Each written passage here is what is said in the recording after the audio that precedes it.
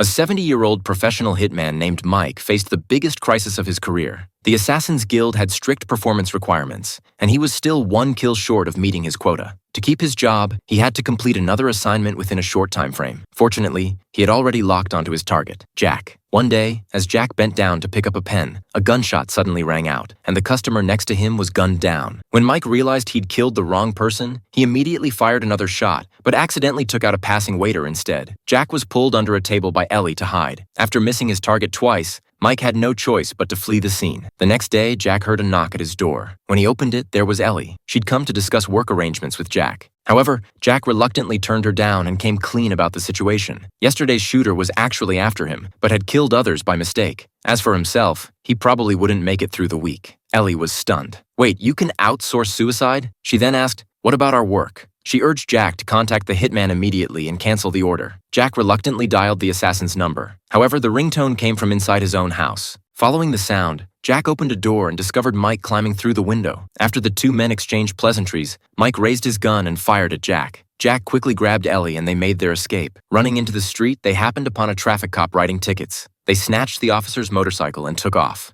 Mike gave chase, firing shots at them, but accidentally killed the traffic cop instead and could only watch them disappear into the distance. He felt completely frustrated. Who would have thought this guy would be so hard to kill? After disposing of the body, members of the Assassin's Guild came looking for Mike and took him away. He was brought before the guild leader, who humiliated him, claiming he was past his prime and causing nothing but trouble. The leader handed him a clock, signaling it was time to retire. But Mike wasn't ready to give up his career, especially not as a failure. He refused the leader's offer, insisting he would complete the assignment on time, then turned and left. After Mike departed, the leader whispered to a bald assassin beside him, "Take care of him." Meanwhile, Ellie brought Jack back to his hometown. Sitting by the fireplace, they shared their personal stories. Jack discovered that Ellie had a similar life experience to his own, and the two quickly fell in love. The next day, Jack and Ellie stood at the edge of a cliff, quietly gazing into the distance. Jack had found meaning in his life. Mike, using the guild's resources, tracked down the address of Ellie's hometown. When Jack and Ellie returned home, they found Mike had been waiting inside for quite some time.